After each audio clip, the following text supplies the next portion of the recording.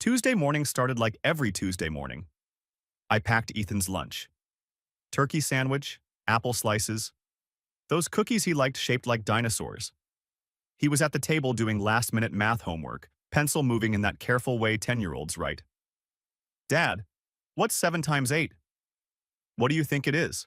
He scrunched his nose. 56? Smart kid, he grinned. That gap-toothed smile that made every struggle worth it. Single fatherhood wasn't what I'd planned. Ethan's mother left when he was 2. Addiction issues. Court granted me full custody. But we'd figured it out. Me and my boy against the world. And we were winning. Finally. I'd just gotten promoted as senior engineer at my software company. Bought our first house 6 months ago. Nothing fancy, 3 bedrooms in a decent neighborhood, but ours. Ethan was thriving. Good grades. Sweet disposition. A little shy, but kind. Ready? I asked. Ready. We drove to Riverside Elementary, same route every day. He hummed along to the radio, completely off-key. Love you, buddy, I said as he got out. Love you too, Dad. He shouldered his backpack and headed toward the entrance. Stopped. Turned back and waved. I waved back. Last normal moment of our lives. I was 3 hours into debugging code when my phone rang. School number. Probably forgot his library book. Or needed lunch money. Mr. Carter? Principal Hendricks, voice tight. Yes? You need to come to the school, immediately. My stomach dropped. Is Ethan okay? Is he hurt? Just, please come now. I grabbed my keys. Told my boss, family emergency. Drove 20 minutes that felt like 20 hours.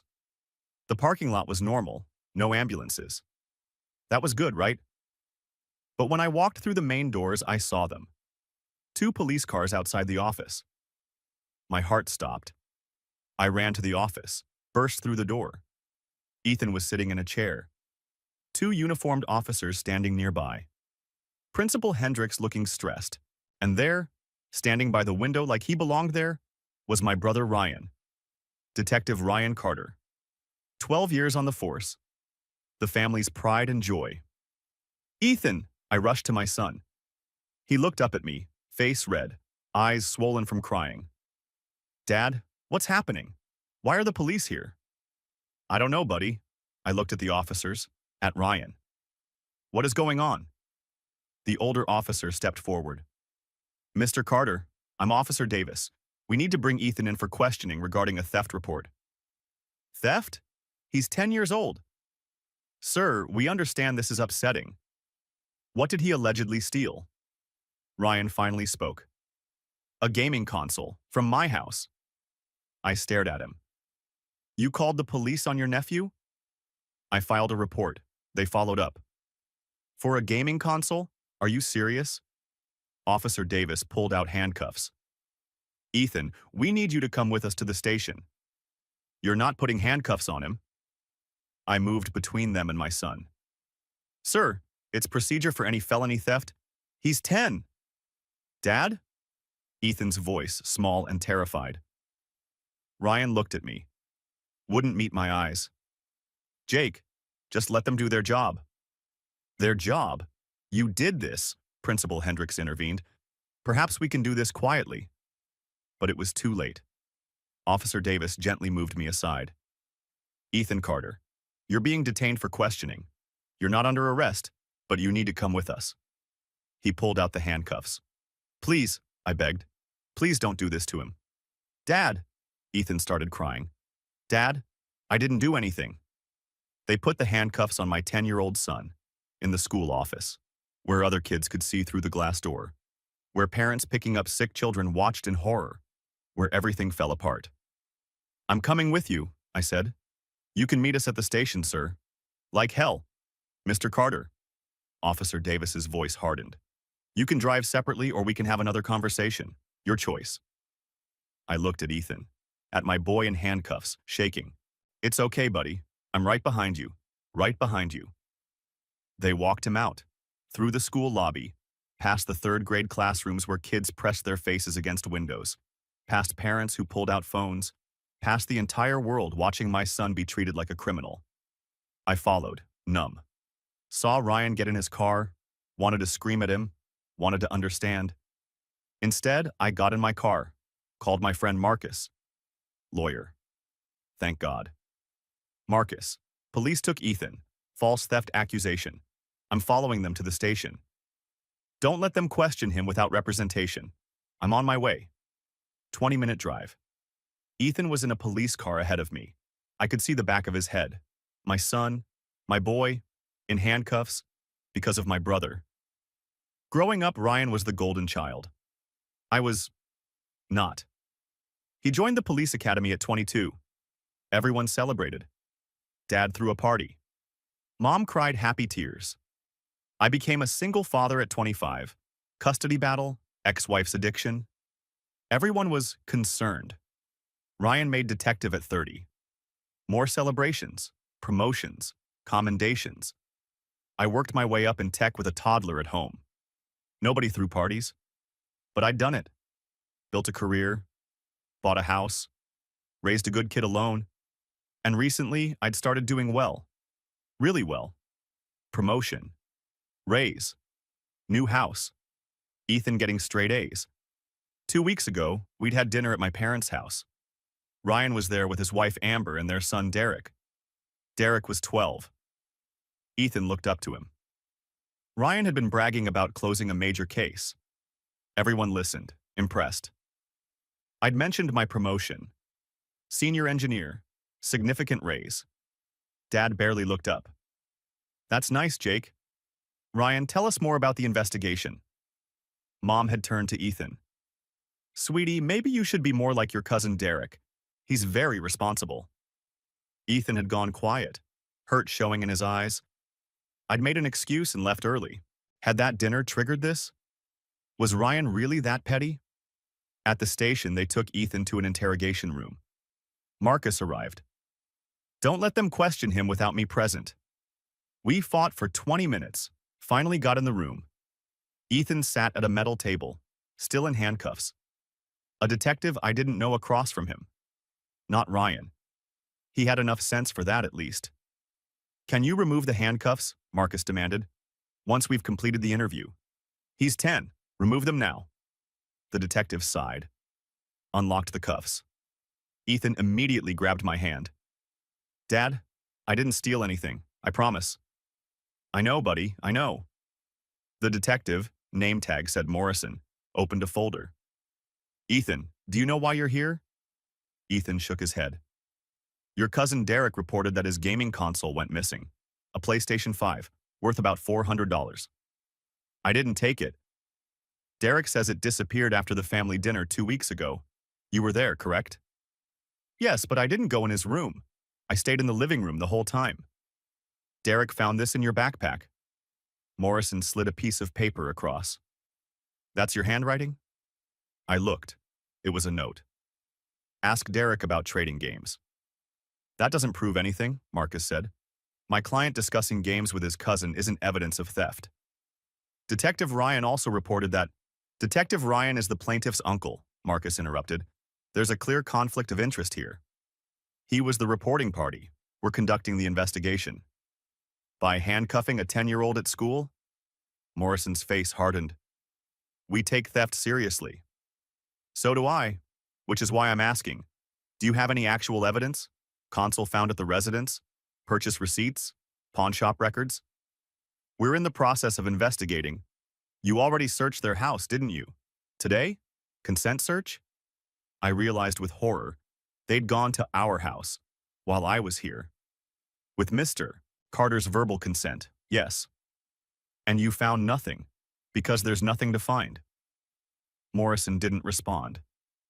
Am I correct, detective? The console was not located at the residence. Marcus stood. Then unless you're charging my client, who is 10 years old, we're leaving. We may have additional questions. You know where to find us, through me, not through school ambushes. He helped Ethan up. We walked out. In the parking lot, I broke down, just collapsed against my car, trying to hold it together. Dad? Ethan's voice, scared. Dad, are you okay?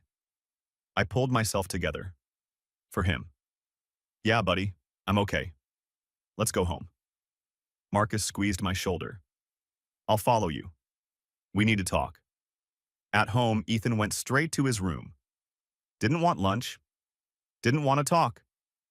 Just sat on his bed staring at nothing. Marcus sat at my kitchen table. This is bad, Jake. How bad? They handcuffed him at school, in front of everyone, based on zero evidence and family accusation. He paused. That's really bad. What do I do? First, we wait for their investigation to clear Ethan, which it will, because he didn't do anything. Second, we document everything, photos, witnesses, trauma. Because Jake, you're going to sue. Sue who? The department. Ryan. Maybe your parents if they were involved. I hadn't thought that far. I just want this to stop. It will. But you need to prepare for what comes next. What comes next? School, other parents. People will talk, assume, judge. You need to be ready. He was right. That night, my phone exploded. Group text from Ethan's class parents. I'd been added months ago for coordinating field trips. Sarah M. Did anyone else hear about what happened at school today? Mike T. Police were there. Something about the Carter kid? Jennifer L. I heard he got arrested for stealing. Sarah M. From a family member. That's awful. Katie R. Should we be concerned about our kids being around him? I stared at that message, read it 3 times. Should we be concerned about our kids being around him? My son, my sweet, shy, Lego-loving son. They thought he was dangerous. I left the group chat, blocked them all. That night, Ethan woke up screaming. I ran to his room. He was sitting up, shaking. Buddy, what's wrong? They're going to take me away. The police are coming. No, no, no, you're home, you're safe. They put handcuffs on me, Dad. Everyone saw. I held him. I know. I'm so sorry. I'm so sorry. Why did Uncle Ryan do this? Why does he think I'm a thief? I had no answer, none that made sense. We stayed up the rest of the night, watched cartoons, ate cereal at 3 a.m., pretended the world hadn't just shattered. The next morning, my phone rang. Mom. I answered. What? Jake, honey, we need to talk about Ethan. What about him? Well, with these accusations. You mean the false accusations? Derek wouldn't lie, but Ethan would. Is that what you're saying? Silence. Mom. Your grandson was handcuffed at school. Do you understand that? These things happen when children make poor choices. I hung up. Texted Marcus. My family is defending this. All of them. He replied. Document everything. Save all messages. We'll need them. Day 3. The investigation continued. Detectives interviewed Derek. His story had holes. When did you notice it missing? Like a week after the dinner? Why didn't you tell your parents right away? I forgot. They interviewed Derek's friend over the phone. Kid slipped up. Yeah, Derek wanted the new Xbox, but his parents said no. So he was trying to sell his PlayStation? I mean, I don't know. Maybe? Day 4. They found the console. At a pawn shop. Sold by Derek. Receipt had his signature.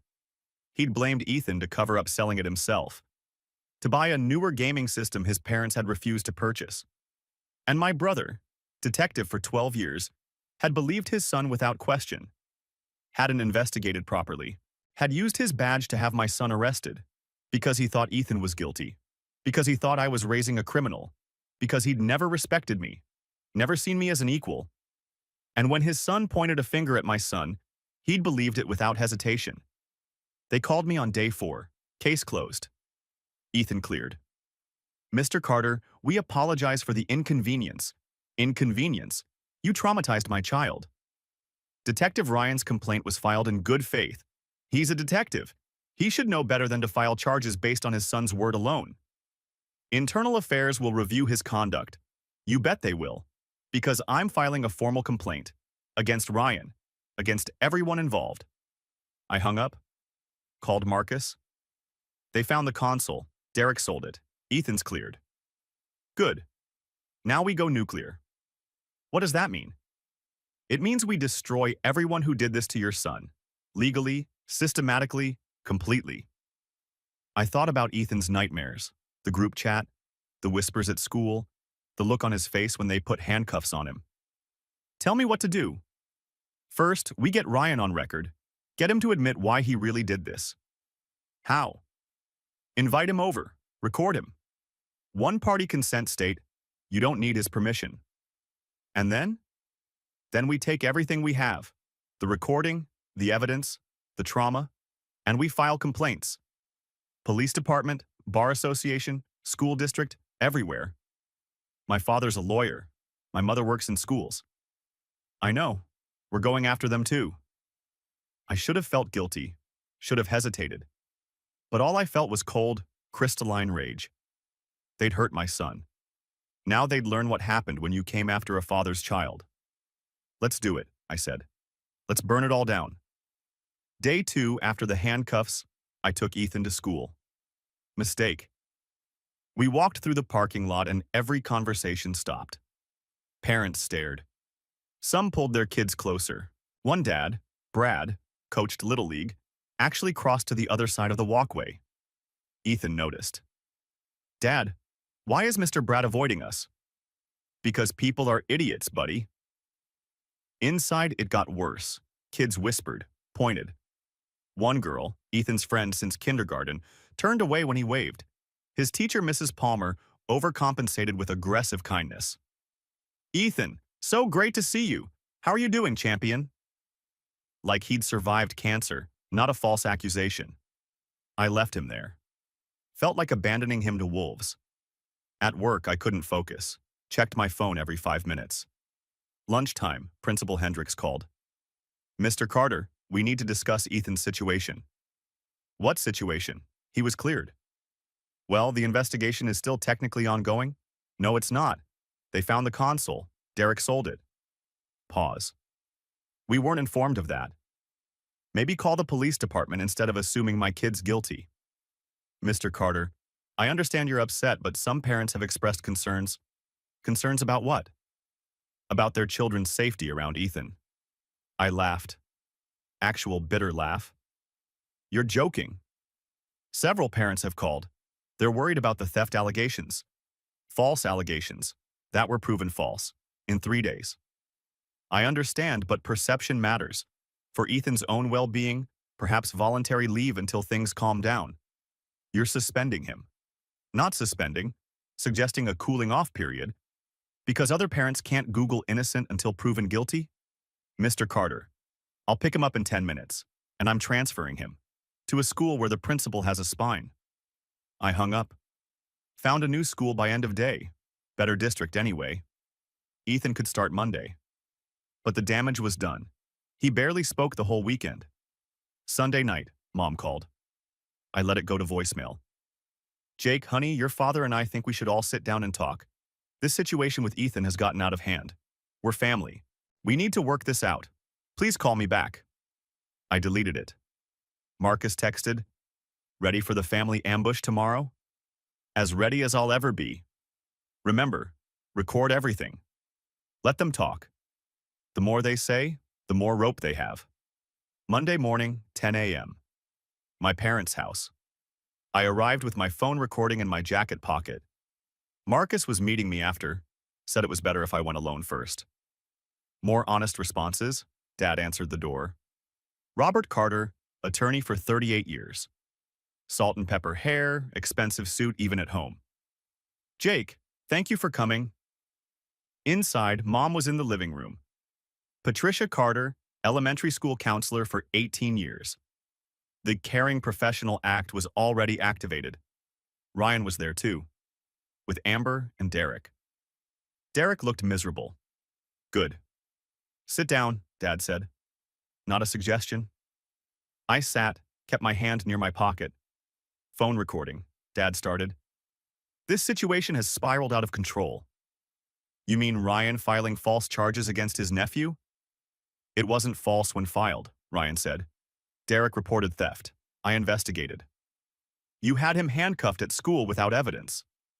I had probable cause. Your son's word. That's it. No physical evidence. No witnesses. Nothing. Mom intervened. Boys, please, we're family.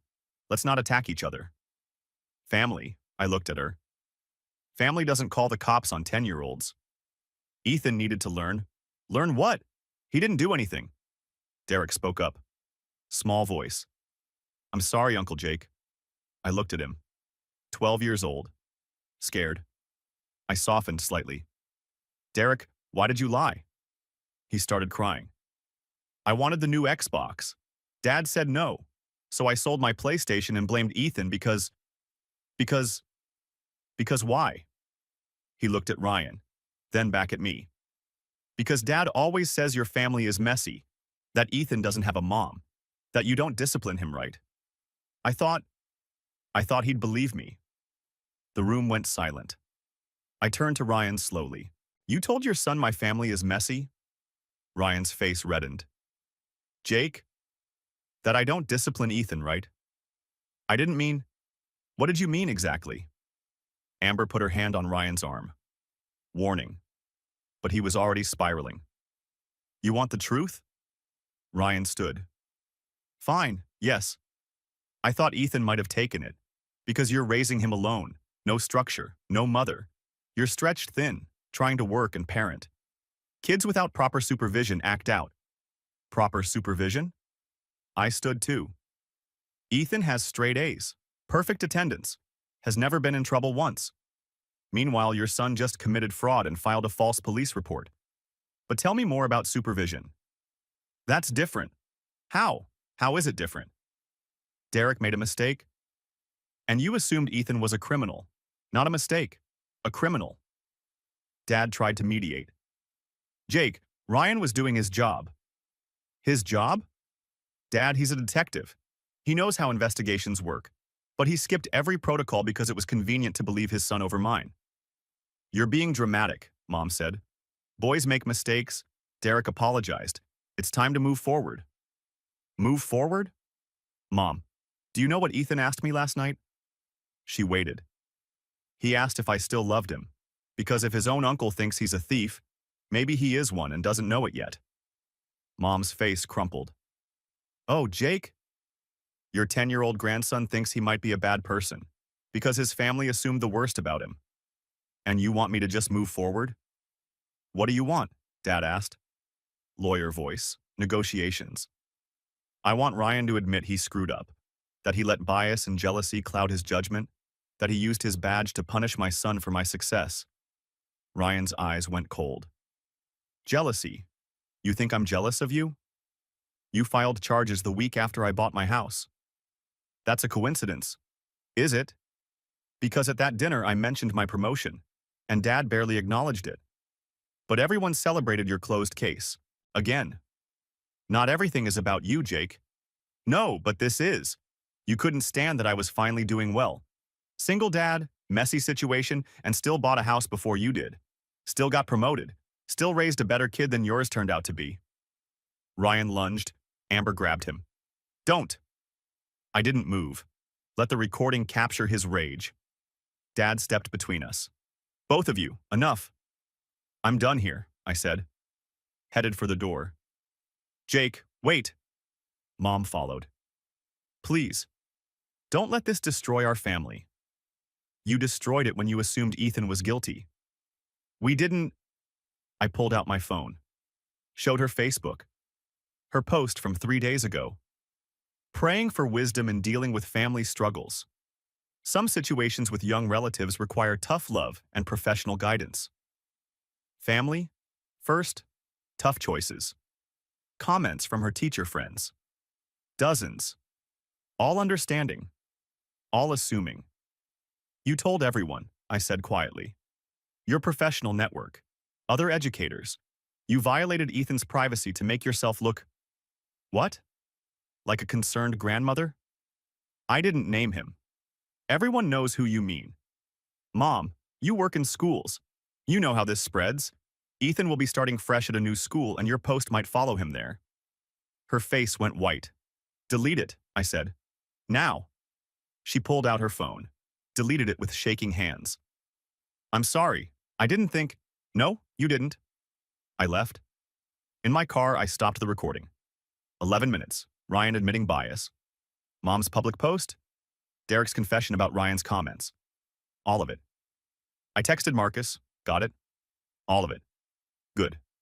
Now the real work begins. That week, I started building the case. Marcus walked me through it. Internal affairs complaint first. Include the recording, timeline, evidence of bias. Will they even investigate? He's one of them. They have to, especially with media attention. Media? Jake, a detective, handcuffed his innocent nephew at school because he believed his own lying son. That's a story. I hesitated. I don't want Ethan more traumatized. We keep his name out of it. Minor, protected. But Ryan's name? That's public record. I filed the IA complaint on Wednesday. Detailed, professional, devastating. By Friday, Ryan was suspended pending investigation. He called. I didn't answer. Texted, "You're destroying my career." I replied, "You destroyed my son's childhood." He didn't respond. Saturday, Marcus and I met for coffee.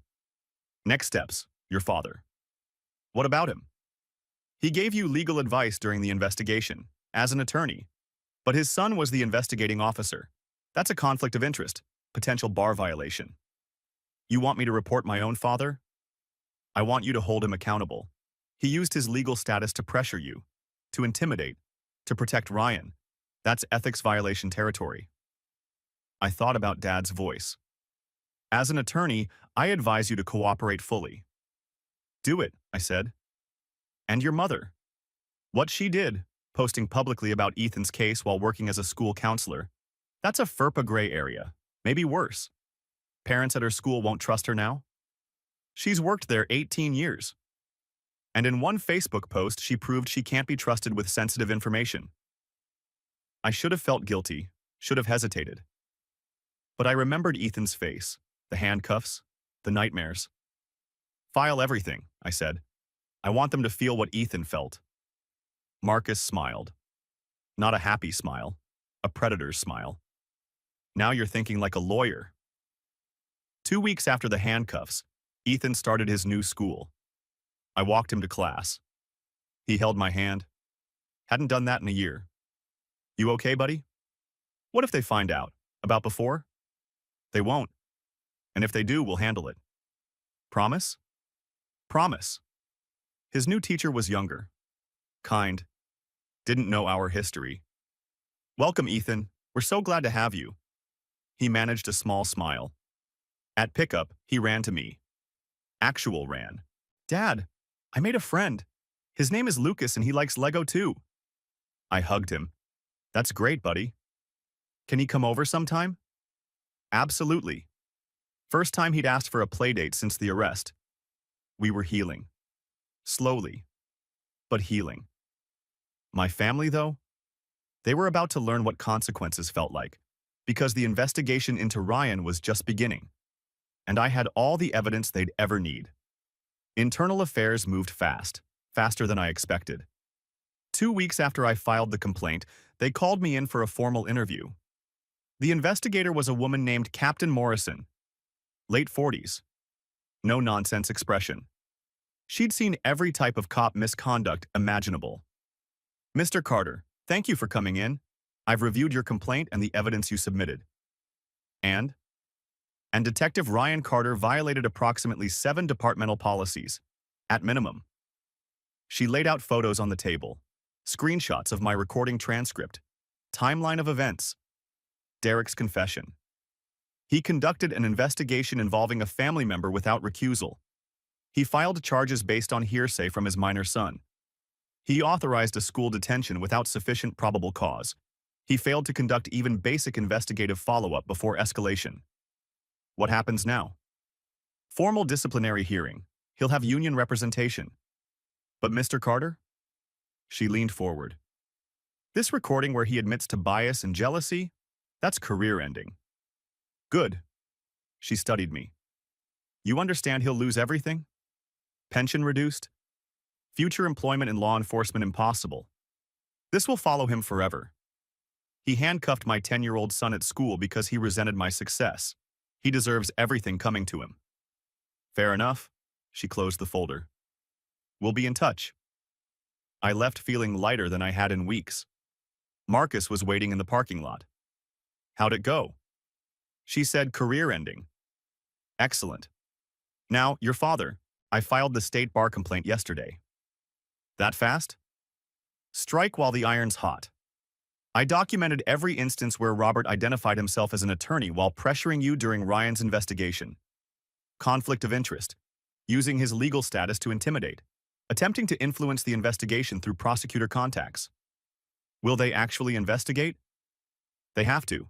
The bar takes ethics violations seriously, especially when there's documented evidence. Marcus pulled out his phone. I also sent copies to the local legal journal. Prominent attorney under investigation for ethics violations. That hits tomorrow. His firm will love that. His firm will ask him to retire, quietly, before it becomes a bigger scandal. I should have felt guilty. This was my father. But every time doubt crept in, I remembered Ethan's nightmares. The way he flinched when he saw police cars now. Guilt evaporated pretty quick. What about Mom? I asked. Working on it. Her Facebook post violated multiple professional ethics guidelines, but the real leverage is her employer. School districts are paranoid about privacy violations. One complaint to the superintendent? Do it. You're sure? I thought about her post, about Ethan's name being whispered in educational circles, about her choosing to protect her image over her grandson's privacy. I'm sure. Marcus smiled. You've gotten ruthless. I've gotten focused. There's a difference. 3 days later, Ryan's disciplinary hearing happened. I wasn't allowed to attend, conflict of interest, but Marcus had a contact who filled us in. Ryan showed up with his union rep, tried to argue that he'd followed procedure, that Derek's accusation constituted probable cause, that family relationships didn't negate his duty to investigate. Then they played the recording. Ryan's voice clear as day. I thought you were raising him wrong. Single dad, no structure, no mother. You were doing better than me and I resented you. His union rep actually put his head in his hands. The panel deliberated for 20 minutes. Verdict: immediate termination. Cause: gross misconduct, abuse of authority, investigative bias, violation of public trust.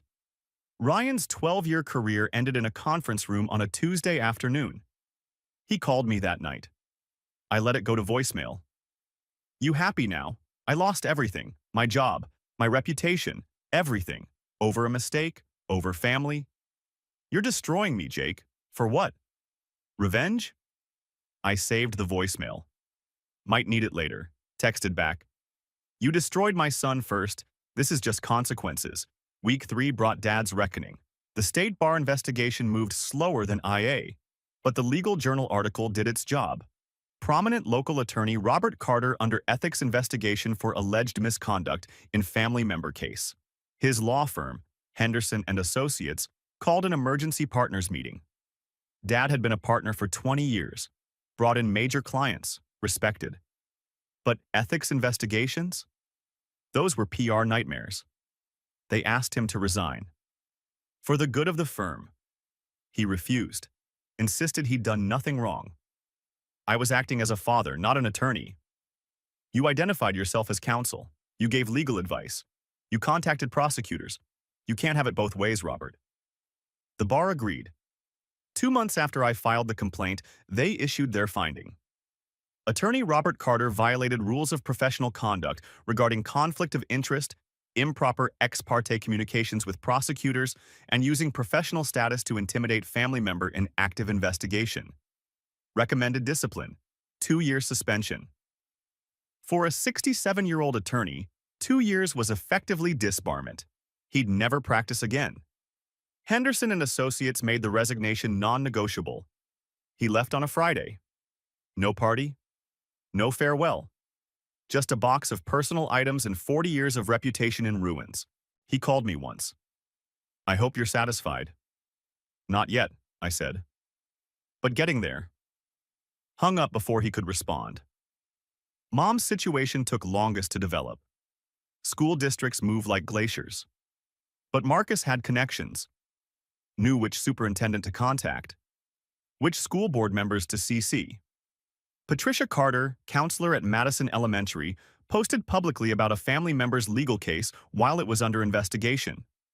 Post included identifying information visible to her professional network.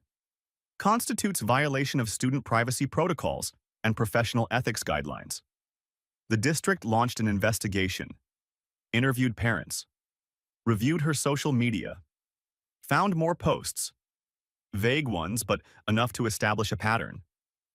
Dealing with family challenges.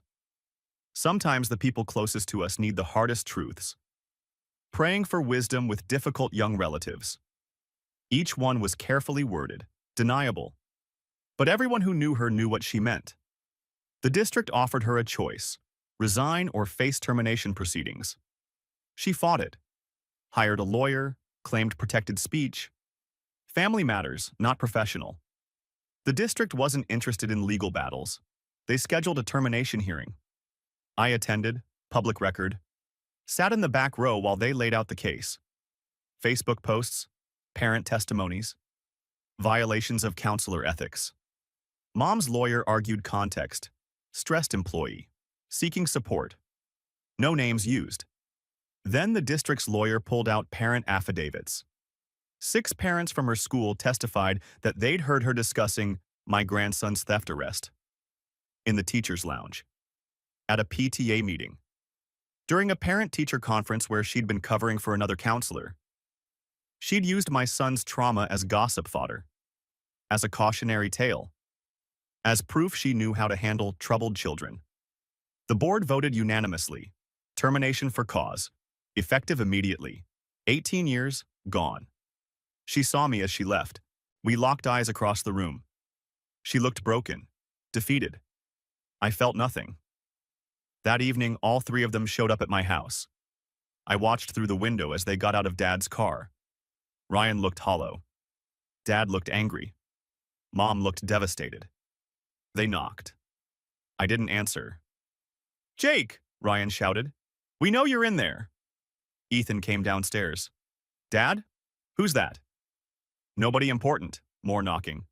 "Jake, please, we need to talk." I looked at Ethan, at my son, who still flinched at unexpected noises, who still had nightmares about handcuffs, who was finally starting to smile again at his new school. "Want to order pizza?" I asked him. "Can we get extra cheese?" "Absolutely."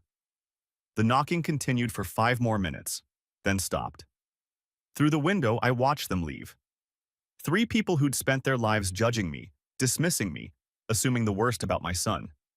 Now they were the ones everyone judged. Ethan and I ate pizza on the couch, watched a movie. He fell asleep against my shoulder. I carried him to bed, tucked him in. "Love you, buddy." "Love you too, Dad." Marcus texted. "Heard about your parents' visit. They left." "Good. Because we're not done yet." "What do you mean?" "Civil suit. False arrest. Emotional distress. Malicious prosecution. We sue Ryan, the department, everyone." I thought about it. More legal battles? More exposure? More dredging up Ethan's trauma? How much? Conservative estimate? $200,000. Could be more. Will it hurt Ethan? More publicity? His name stays sealed. Minor protections. But it sends a message. You can't do this to children. I looked at Ethan's closed door. Thought about therapy bills, new school costs, the college fund I'd depleted for legal fees. File it. "You're sure?" They wanted to destroy us.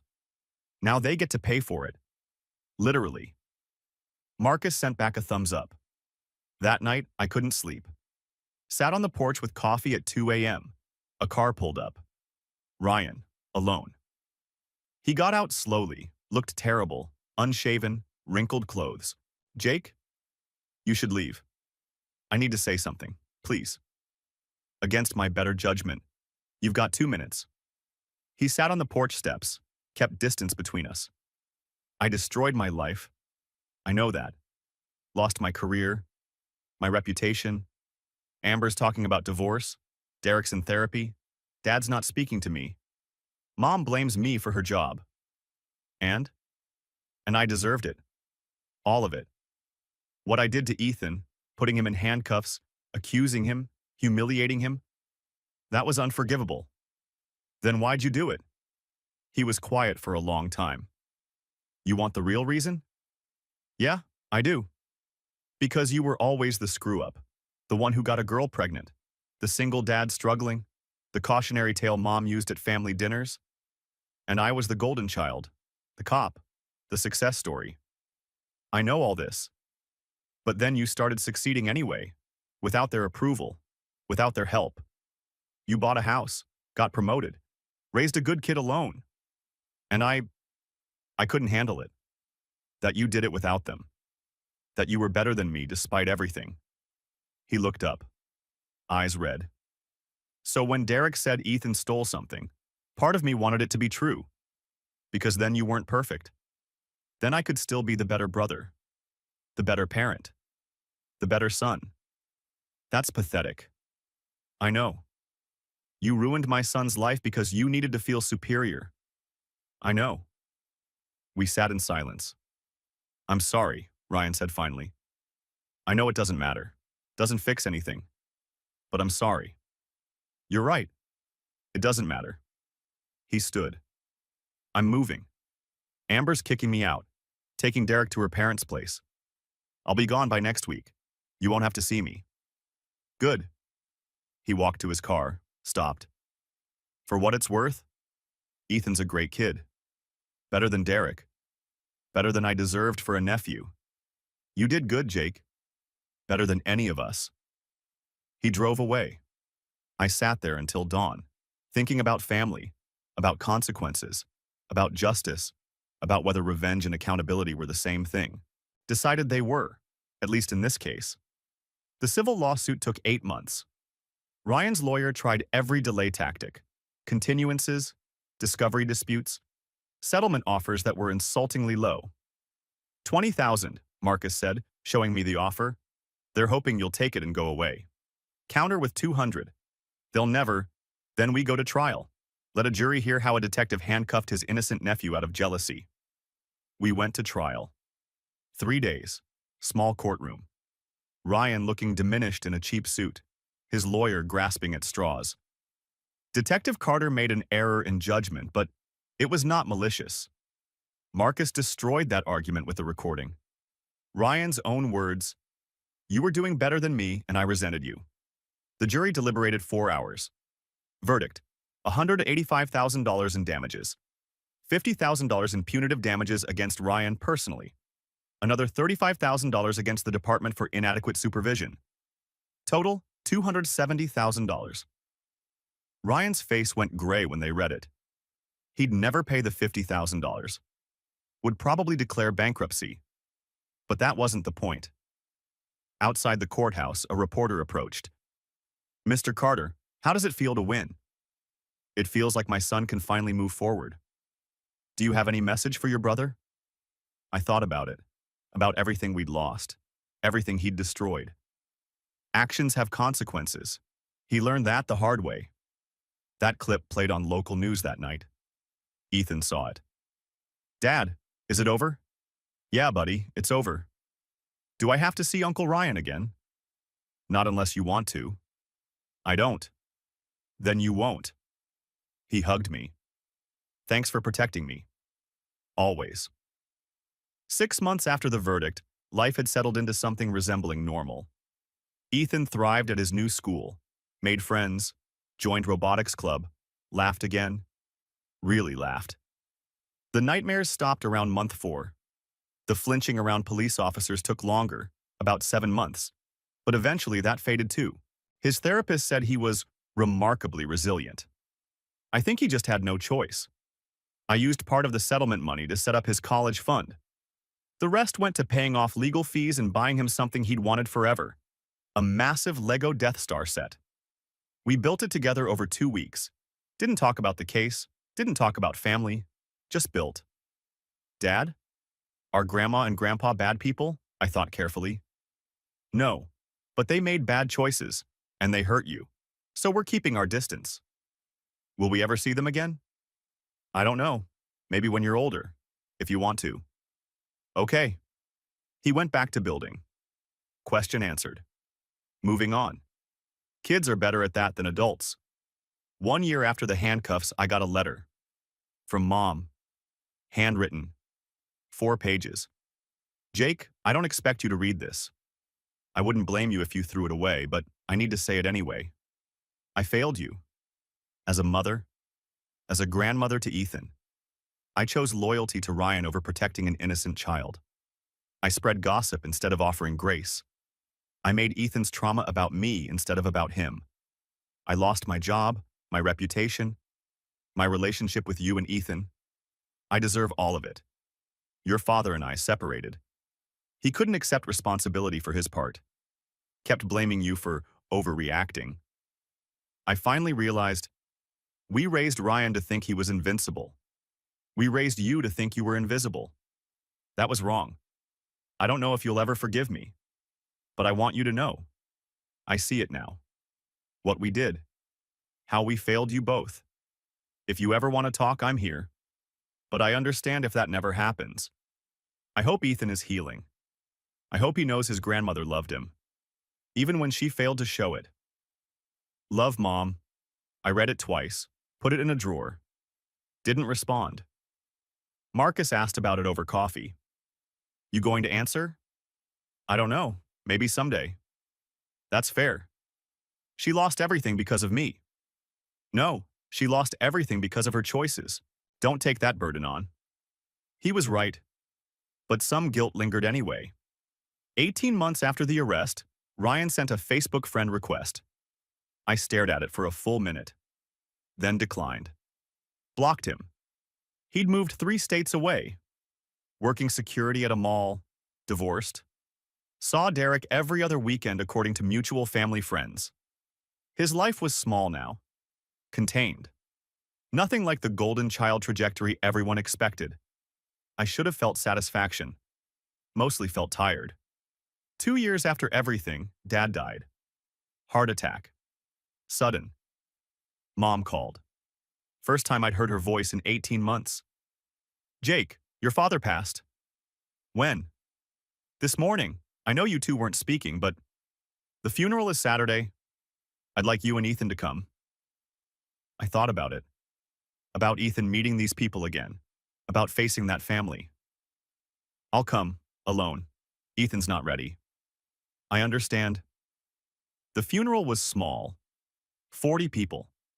Lots of lawyer colleagues who looked uncomfortable. Ryan was there.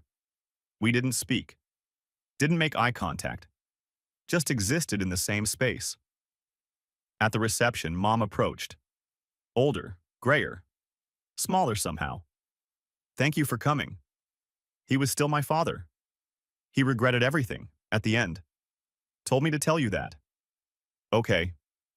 Jake, I know I don't have the right to ask, but could I see Ethan, just once? I won't push for more, I'd like to see how he's doing. I thought about Ethan, about what he'd want. I'll ask him, but it's his choice, not mine, not yours, his. That's fair. 3 weeks later, Ethan said yes. We met at a park, neutral territory. Mom brought cookies, Ethan's favorite kind. She cried when she saw him. You've gotten so tall. Hi, Grandma. They sat on a bench, talked about school, about robotics club, about his friends. Mom didn't mention the case, didn't ask for forgiveness, just listened. After 30 minutes, Ethan said, I'm ready to go, Dad. We left. In the car, he was quiet. You okay? Yeah, it was nice seeing her. But I don't think I want to do it again for a while. That's okay. It's your choice. I know. That was enough for now. 3 years after the handcuffs, I was tucking Ethan into bed when he asked, Dad, do you regret what you did to Uncle Ryan and Grandma and Grandpa? I sat on the edge of his bed. That's a complicated question. But do you? I regret that it had to happen. I regret that you got hurt, but I don't regret protecting you or holding them accountable. Even though they lost their jobs? Even though. Because you lost something too. Your sense of safety, your trust. Those matter more than jobs. He thought about it. Lucas's dad said you're vindictive. Lucas's dad can mind his own business, Ethan grinned. That's what I said. That's my boy. Dad? Yeah? Thanks for believing me, when no one else did. Always, buddy, always. 4 years after everything, Ryan requested to meet. Coffee shop, public. Marcus offered to come. I said no. Ryan looked better, healthier. Therapy and humility had done him good. Thanks for meeting me. You've got 30 minutes. I'm not here to ask for forgiveness or reconciliation. I just wanted to tell you, Derek's doing better. Therapy helped. He's taking responsibility for what he did. Good for him. And I wanted to say, you were right. About everything. I was jealous, bitter. I used my badge to punish your success. What I did to Ethan was unforgivable. Okay? I'm working on myself, being better, not for redemption, just to be better. We sat in silence. I hope Ethan's okay, Ryan said finally. He is. No thanks to you. I know, but I'm glad anyway. He stood, extended his hand. I looked at it. Thought about handcuffs, about nightmares, about consequences. Shook it. Once. Briefly. Goodbye, Ryan. Goodbye, Jake. He left. I never saw him again. 5 years after the arrest, Ethan was 15, thriving, honor roll, dating a girl named Maya, building computers in our garage. One evening, he asked, "Did I ever thank you?" For what? For going nuclear on the family. I know it cost you. It cost them more. Yeah, but you lost them too. Grandma, Uncle Ryan, even Grandpa before he died. That had to hurt. I thought about it. About lonely holidays. About family events we'd never attend. About relationships that would never heal. Sometimes protecting someone you love means losing people you loved first. That's just how it works. Was it worth it? I looked at him. Healthy, happy, whole. Every single consequence. He hugged me. Rare at 15. Love you, Dad. Love you too, buddy. That night, I thought about the last 5 years. The lawsuits, the destroyed careers, the fractured family. Some people called me vindictive, cruel, unforgiving. Maybe they were right. But my son slept without nightmares. Trusted adults again. Knew his father would protect him no matter the cost. That was worth more than any family reunion. Worth more than reconciliation. Worth everything. Because at the end of the day, I didn't destroy my family. They destroyed themselves the moment they put handcuffs on an innocent child. I just made sure they faced the consequences. And I'd do it again. Every single time.